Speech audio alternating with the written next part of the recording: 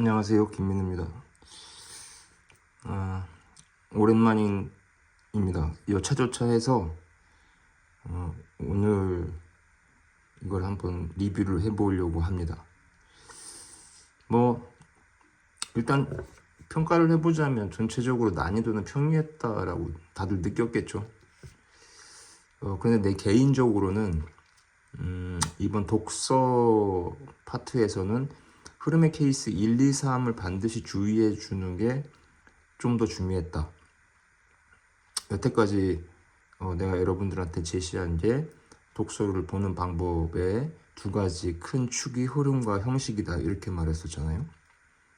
근데 이제 이번 6편 거를 이렇게 보다 보니까 이제 흐름의 케이스, 즉 단락의 토픽 연결되는 구역, 단락과 단락에서의 무게 중심, 이거를 좀 더 주의했어야 되겠다라고 판단한 사람들이 유리한 점이 있지 않았을까 싶다는 생각이 들어요.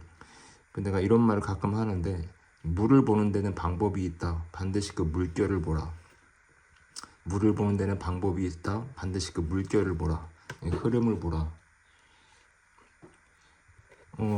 일단 첫 번째 텍스트 같은 경우에는 이제 첫 단락에서 학습을 위한 읽기, 지식을 습득하기 위한 목적, 이렇게 나왔잖아요. 일단 요것부터 말하고 싶은데, 자, 메인 토픽은 1, 2단락의 연결점이라고 했잖아. 그럼 SQ3R이 메인 토픽이 되는 건 알겠죠? 1, 2단락의 연결점. 이때 메인 토픽이 제시되는 형식이 좀 중요도가 높아지는 경향이 있어요.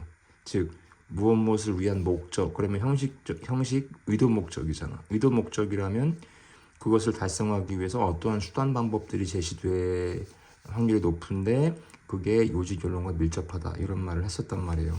이것부터 확인해 보면, 자, SQ3R 메인 토픽 두 번째 단락에서 읽는다, 읽은 후 무엇을 통해 수단 방법.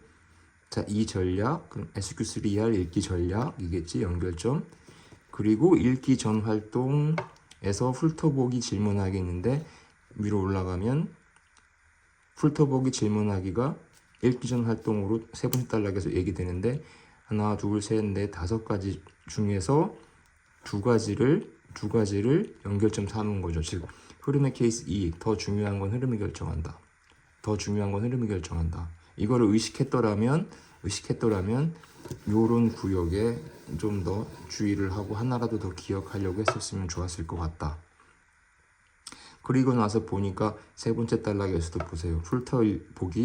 훑어봄으로써, 확인함으로써, 이를 통해, 그 다음에 질문하기로 이어지고, 그럼 마지막 단락의 SQ3R은 특히 읽기 전 훑어보기 질문하기 SQ3R 새로운 활동을 추구한다. 이게 마지막 단락의 토픽이 되겠죠. 그리고 마지막 단락 토픽 구역에서도 효과적으로 전달하기 위해 내용 전달 방법을 활용, 수단 방법이 나오는 거죠. 이건 다시 말하지만 이번 6평의 독서는 내가 제시하는 컨셉을 기준으로 했었을 때 텍스트 전체의 흐름을 가지고 무게중심을 주의하면서 선택지와 문제를 예측해보는 거를 실천할 수 있었다면 좋았을 것 같다는 생각이 들어요. 다음 거로 한번 또 봐볼게요. 4번, 9번 때에서 가나 결합된 텍스트인데, 조선시대 노비는 주인이 상속 매매 하면서 첫 단락 아래쪽에 양반들의 노비에 대한 글, 그리고 그게 두 번째 단락에서 양반들 노비 행적 기록한 글. 그럼 요게 연결점 메인 토픽이 되겠죠. 밑줄친 부분은 키 센텐스 구역이 있다고 했잖아. 자, 근데 두 번째 단락을 또 읽어가다 보면 밑줄친 A, 어휘 문제가 나오는 전후 구역에서 노비의 불평등 여건 처지는 거론하지 않았다. 신분 질서를 정면에서 문제 삼지 않았다. 이러한 양반들의 시각. 자, 양반들 노비 글 메인 토픽, 양반들 거론하지 않았고 문제 삼지 않았다 하는 이 구역이 다음 단락에서 이러한 양반들의 시각, 즉 1, 2단락을 묶어주는 케이스 3의 특징이 되겠죠. 자, 그리고 가이익 밑줄쳐 있는데 다른 각도에서 노비 문제의 접근. 여기 이제 세 번째 단락이 토픽이 될 거란 말이에요. 그리고 이 이익이 뭐 천명, 성명, 그다음에 조명 세 가지를 얘기했는데 또 여기서 이 세 가지 중에서 조명이 그 다음 단락으로 내려가요. 흐름의 케이스 2의 특징이라는 거. 더 중요한 건 흐름이 결정한다. 그래서 이익이 말한 것 중에서 여러분들이 좀 더 하나라도 기억해야 될 구역은 한 번이라도 더 뒤졌어야 되는 구역은 이 이익의 조명에 대한 보았다, 본, 주장하였다. 의견 예측 주장 결론 구역인 거죠. 그 다음 나 텍스트에서는 19세기 말로 시작해서 민권이란 말 나오고 이모군란 이후 급진 개화파 나오고 민권 신장 밑줄친 나 6일준이 나오는데 또 사람 이름 나왔으면 역시 가 텍스트처럼 이익과 같이 의견 예측 주장 결론을 스탠바이 해야죠. 그리고 읽어 나가다 보니까 역설하였다. 박영호가 나오고 또 박영호도 보았다. 주장하였다. 이렇게 나가잖아. 그럼 두 번째 단락에서 김윤식 비롯한 온건 개화파 이렇게 나가. 첫 단락에서는 두 번째 줄에 급진 개화파, 온건 개화파. 어쨌든 개화파인데 새로운 또 인물이 나왔잖아. 그럼 여기서 그때들은 여러분들은 좀 스탠바이를 해야죠. 비교대조다. 의견 예측 주장 결론 사이에서의 비교대조가 이 가나 텍스트 전체의 키가 될 것 같다. 요지 결론에 수렴하는 구역이 될 것 같다. 라고 생각하고 그 비교대조 구역, 즉 의견 예측의 비교대조 구역에 있는 내용들을 하나라도 더 기억하고 저장하려고 준비했어야 된다고 봐요. 다시 나 텍스트 보면 두 번째 단락에서 오른편 아래쪽에 주장하였다. 신분차별 이렇게 나오잖아. 정당화 양면적 태도, 민권에 관한 개화파. 그럼 여기가 또 어떻게 되겠어요? 앞선 1, 2단락을 묶어주는 케이스 3의 특징도 보이는 거지. 그리고 신분제 폐지 이어졌지만 사회적 차별 지속, 그 다음에 독립협회라는 애가 나오고 노비 소유 매매. 여기서 하나 더 신경 써줬더라면, 즉 왼편의 가텍스트에서 시작되는 첫 단락 부분에 노비 상속 매매와 관련된 얘기, 소유 매매와 관련된 얘기가 접점이 있구나. 그것과 관련된 밑줄친 기억의 내용이 메인 토픽과 관련되면서 나 텍스트에서도 이 얘기가 언급되는 거구나. 그럼 이 문제에 대해서 어떤 의견 예측 주장 결론이 비교대조가 되고 있는지가 이 텍스트에서 주요하게 어필하려고 하는 거겠다라고 예측했으면 좋았을 것 같아요. 자, 그러고 보니까 다시 네 번째 단락에서 일제강점기 신분차별, 신분제, 신분차별 이렇게 이어져 내려오고 있잖아. 여기에 대해서 이전 단락, 세 번째 단락에서는 독립협회가 뭐라고 얘기했고 네 번째 단락에서는 차별받던 백정들에 대한 인권 존중 형평운동 전개, 이게 토픽이 되겠죠. 이 토픽이니까 그 다음 단락에서 연결점 되는 걸 보세요. 그 형평운동의 전개에 대해서 어떤 얘기가 나오는지가 이제 마지막 단락에 토픽이 되겠죠. 이것도 역시 흐름에 따라서 전체적으로 무게중심을 생각하면서 이 텍스트의 경우는 이익을 비롯해서 이제 개화파하고 독립협회 쪽의 의견 예측 주장 결론이 텍스트의 무게중심이겠죠.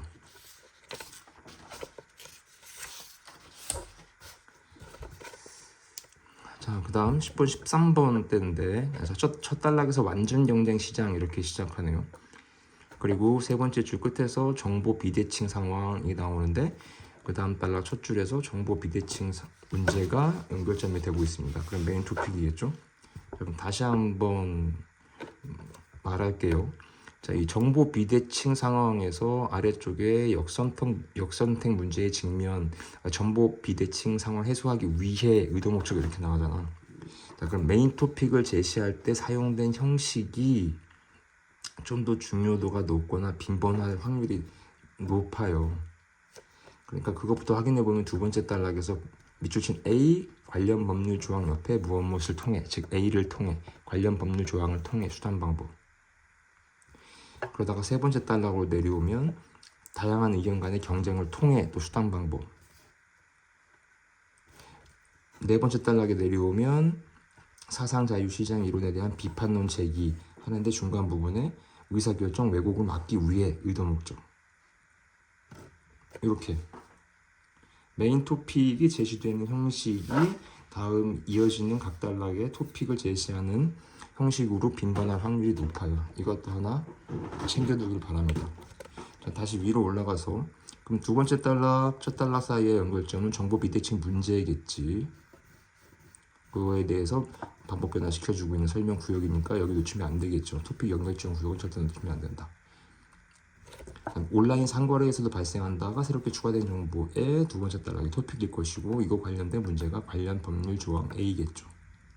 자, 근데 하지만 이제 비교대조가 나왔어요. 그리고 하지만 이어지는 구역에 그런 무게중심이 또 살짝 뒤로 이어지면서 주장의 제기, 엇갈리는 주장, 구분되는 입장 제시, 이 의견 예측 주장 변론이 막 뭉쳐 있는 걸 보세요. 그러면은 여기서도 일단 흐름의 케이스는 3이 예상되지. 구분되는 입장이 적어도 하나 이상은 나올 거라는 걸 예측할 수 있잖아요. 둘 이상이 돼야 구분되고 구별되고 비교대조가 되지. 그리고 그 다음 밑줄 친 기억, 사상, 자유, 시장, 이론. 수단 방법, 정부 개입하면 안 된다. 미국 양반 대법원, 우리나라 헌법재판소도 이거겠죠. 그러다가 사상, 자유, 시장, 이론 연결점 되겠지. 비판론, 네 번째 단락의 토픽.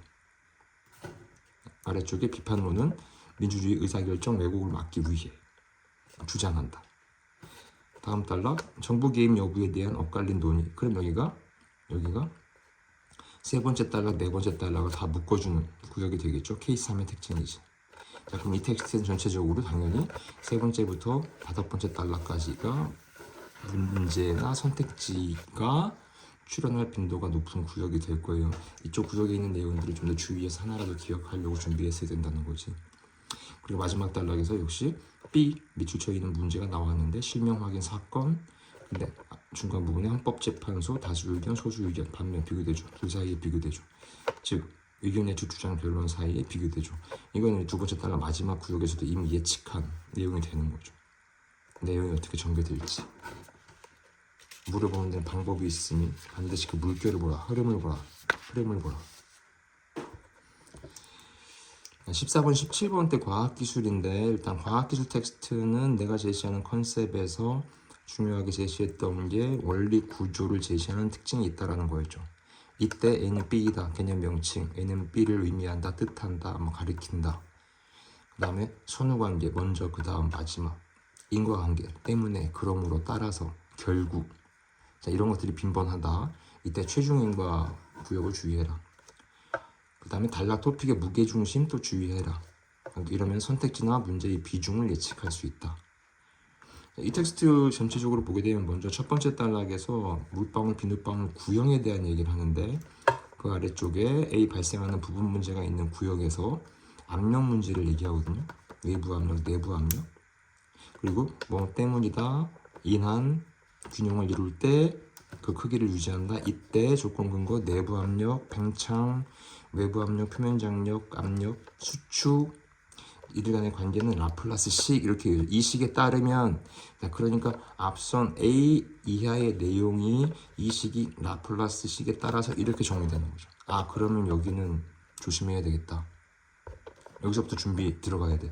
그리고 나서 오른편 두 번째 단락을 보니까 라플라스식 시작하고 세 번째 단락 보니까 또 라플라스식도 시작해요. 다시 두 번째 단락에서 라플라스식은 사람이 호흡할 때, 세 번째 단락에서 라플라스식은 두 기포가 합쳐지는 경우를 이해하는 데에도, 네 번째 단락에서 라플라스식과 이렇게 나가면 결국 여기서 네 번째 단락의 라플라스식은 첫 번째, 두 번째, 세 번째 단락을 다 묶어주는 흐름의 케이스 3의 특징을 갖는 거죠. 흐름의 케이스 3의 특징을 가져요. 그러면은 여러분은 라플라스식을 설명하는 첫 번째 단락 이 구역에서 외부 압력, 내부 압력, 표면 장력 요 문제, 그리고 라플라스식에 따르면 표면 장력 정비례, 방울의 반지름 반비례, 정비례 반비례 요 조건 근거에 해당하는 구역, 한 번을 살펴도 더 살필 구역이겠구나 스탠바이 했어야 된다는 거예요. 이쯤에 오면 눈치 깔 수 있잖아. 다시 두 번째 단락을 사람 호흡의 문제를 얘기할 때도 그 아래에서 내부 압력과 인체 외부 공기 압력 차이, 이걸 표면 장력, 수축 이거 가지고 얘기하는 거 보세요. 그 이에 따라 두 번째 단락 최종 구역, 세 번째 단락 이 결과로 밑줄 친 기억, 최종 구역의 문제 구역, 기포 더 커진. 네 번째 단락 라플라스식, 첫 단락부터 세 번째 단락에 관련해서 말한 사람의 호흡과 기포 합쳐지는 경우를 설명하는 라플라스식 관련된 사례로 잉크젯 프린터 밑줄친 D 도달한다고 쳐서 구형의 잉크방울. 이 밑줄친 구역은 키센텐스 구역도 존재한다 말한 적 있죠. 그리고 다음 단락에서 연결점 되는 구역. 근데 인쇄가 제대로 이루어지는 것은 아니다 하면서 그 아래 오네소르게 수라는 말이 나오고, 이 오네소르게 수는 그 다음 단락에서 오네소르게 수 하면서 연결점 되는 구역. 그리고 다섯 번째 단락에서 오네소르게 수에 대한 얘기를 점도, 표면 장력, 밀도, 노즐, 지름 이런 것들로 얘기하면서 이게 또 그 다음 단락에서 내 요인으로 하면 연결점 되는 구체적인 구간이에요. 자, 그리고 다섯 번째 단락에서 오네소르게 수라는 토픽을 제시하고 이거를 점도를 중심으로 얘기하면서 따라서라는 최종 구역 쪽에 밑줄친 이 어휘 부분 문제도 있어요. 밑줄친 부분은 키센텐스 구역이다. 최종인과 구역은 주의해라. 자, 그리고 마지막 단락에서 오네소르게 수 범위 하면서 이 토픽이 되고, 이 토픽에 대해서 가령 반복 변화, 그 다음에 범위에 대한 비교 대조로 이전 단락의 토픽 연결점 구역인 내 요인 끌어들여서 설명하고 있죠. 그러면 이 텍스트는 전체적으로 두 개의 구역이지. 첫 번째 단락부터 세 번째 단락까지는 라플라스 식에 대한 것을 적용시키는 사람의 호흡과 기포 합쳐질 때 구형에 관련된 얘기를 하는데, 이 라플라스 식이 관련된 사례로 잉크젯 프린트 하면서 다시 구형의 잉크방울을 압력 차이 문제로, 그리고 나머지 그러니까 이 텍스트는 좀 비율이 거의 반반이죠. 라플라스 식에서 첫 번째 단락에서 제시한 라플라스 식을 압력 차이 표면 장력으로 설명하는 정비례 반비례 요 구역과 요거를 잉크젯에 적용시켰을 때 오네소르게 수로 설명하는 요 구역이 선택지와 문제의 비중이 높을 것이라고 예측할 수 있는 구간이라는 거죠. 그래서 총평에서 얘기했듯이 이번 6평의 독서의 경우에는 보다 더 흐름의 케이스 세 가지. 1. 토픽은 연결된다. 2. 더 중요한 건 흐름이 결정한다. 3. 모두 제시하고 차례대로 일정 구역에서 묶여주는 구역을 보여주는, 요거 흐름을 더 많이 좀 의식하고 적용을 하는 것이 됐더라면 조금이라도 더 유리했을 것으로 생각되는 평가원 시험이었던 것으로 보입니다. 네, 오늘 6평 독서는 여기까지 하겠습니다.